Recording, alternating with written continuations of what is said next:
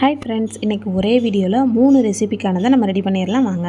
First வந்து நம்ம கருப்பு உளுந்து தான் வறுத்துக்கிட்டு இருக்கோம். இது எதுக்கு அப்படின்னு பார்த்தீங்கன்னா, கருப்பு உளுந்தங்களி மாவு வந்து ரெடி பண்ணுறதுக்கு தான். அதாவது 1 கிலோ கருப்பு உளுந்துக்கு 1/2 கிலோ பச்சரிசியிலேருந்து 1 கிலோ வரைக்கும் நம்ம பச்சரிசி சேர்த்துக்கலாம். கருப்பு உளுந்தோட பெனிஃபிட்ஸ் வந்து நிறைய வேணும் அப்படின்னு நினைக்கிறவங்க 1 கிலோ உளுந்துக்கு 1/2 கிலோ பச்சரிசி சேர்த்தாலே போதுமானதாக இருக்கும். ஸோ வந்து உளுந்தை மட்டும் நல்லா வறுத்துட்டு நம்ம சேர்த்துக்கிறணும் பொன்னிறமாக. மற்றபடி அரிசியை வந்து நம்ம கழுவி காய வச்சு எடுத்து வந்து சேர்த்துக்கிட்டோம்னா போதும். இந்த மாதிரி மாவு ரெடி பண்ணி வச்சுக்கிட்டோம் அப்படின்னா நம்ம குழந்தைங்களுக்கும் சரி நம்மளுக்கும் சரி காலையில் பிரேக்ஃபாஸ்ட்டுக்கு, அப்படி இல்லை ஸ்கூல் விட்டு வரும்போது ஈவினிங் டைமில் நம்ம சுட சுட களி கிண்டி நம்ம கொடுக்கலாம். இப்போ இருக்க குழந்தைங்க ஸ்கூலுக்கு போயிட்டு வர்றதுக்கே ரொம்ப டயர்டாயிடுறாங்க. அது போக வந்த உடனே கை வலிக்குது கால் வலிக்குதுன்னுலாம் சொல்கிறாங்க. ஸோ அப்படி இருக்கிற குழந்தைங்களுக்கு இந்த மாதிரி ஒரு ஹெல்த்தியான ரெசிபியை ஸ்கூல் விட்டு வந்தோடனே செஞ்சு கொடுத்தோம் அப்படின்னா அவங்க ரொம்பவே பெட்டராக ஃபீல் பண்ணுவாங்க. ஸோ கண்டிப்பாக ட்ரை பண்ணுங்கள். அடுத்ததாக நம்ம சமையலுக்கு தேவையான ஒரு முக்கியமான பொடி தான், அதாவது மல்லித்தூள். அது எப்படி ரெடி பண்ணணும் அப்படின்னு பார்த்தீங்கன்னா, 1 கிலோ மல்லியை நல்லா வெயிலில் காய வச்சு எடுத்துக்கோங்க.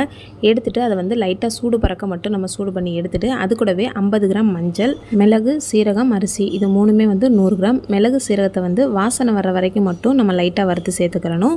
அடுத்ததான் நம்ம அரிசி வந்து நல்லா பொரிச்சு சேர்த்துக்கிறணும். கூடவே கொஞ்சமாக கருவேப்பிலையும் சேர்த்தோம் அப்படின்னா நம்மளோட மல்லித்தூள் ரொம்பவே மனமும் சுவையுமோட இருக்கும். ஸோ கண்டிப்பாக ட்ரை பண்ணி பாருங்கள். அடுத்தது நம்ம எல்லாருக்குமே பிடிச்ச, அது போக ரொம்ப ரொம்ப முக்கியமான கோதுமை மாவு தான். ஸோ கோதுமை மாவுக்கு 5 கிலோ கோதுமையை வாங்கி நல்லா அலசி வெயிலில் காய வைங்க.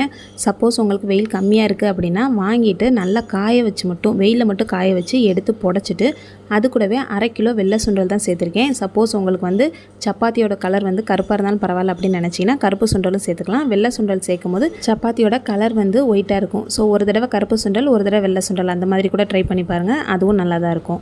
அடுத்ததாக உங்கள் எல்லாருக்குமே ஒரு முக்கியமான டிப்ஸு, இந்த மாதிரி பொடி வகைகள்லாம் நம்ம ரெடி பண்ணும்போது நம்ம நிறைய நேரம் நின்றுக்கிட்டே வறுக்கிற மாதிரி இருக்கும். ஸோ அந்த மாதிரி பண்ணும்போது நம்ம ஸ்டவ்வை வந்து கீழே எடுத்து வச்சு பண்ணோம் அப்படின்னா நம்மளுக்கு கால் வலி வந்து வரவே வராது. ஸோ கண்டிப்பாக நீங்கள் வந்து ஸ்டவ்வை கீழே எடுத்து வச்சு செய்யுங்க. வீட்டில் குழந்தைங்க இருக்காங்க அப்படின்னா ஜாக்கிரதையாக பண்ணுங்கள். அது போக நம்ம கிச்சனில் நின்றுக்கிட்டு சமைக்கும் போதும் காலுக்கு மேட்டு போட்டுக்கோங்க. ஏன்னா இப்போ இருக்க டைல்ஸ், மார்பிள்ஸ் எல்லாமே வந்து கால் வலியை அதிகப்படுத்துது. அந்த காலத்தில் சிமெண்ட் தளத்தில், மண் தளத்தில் நின்று சமைச்சாங்க. அப்போலாம் வந்து இந்த அளவுக்கு வலி இல்லை. ஸோ கண்டிப்பாக காலுக்கும் மேட்டு போட்டுக்கோங்க. இந்த வீடியோ உங்களுக்கு பிடிச்சிருந்துச்சுன்னா லைக் பண்ணுங்கள், ஷேர் பண்ணுங்கள். இப்போ தான் நம்மளோட வான்சர்கள் சேனலை ஃபஸ்ட் டைம் பார்க்குறீங்க அப்படின்னா சப்ஸ்கிரைப் பண்ணி வச்சுக்கோங்க. இதே மாதிரி சூப்பரான வீடியோட நெக்ஸ்ட் உங்கள் எல்லாரையும் மீட் பண்ணுறேன். தேங்க்ஸ் ஃபார் வாட்சிங்.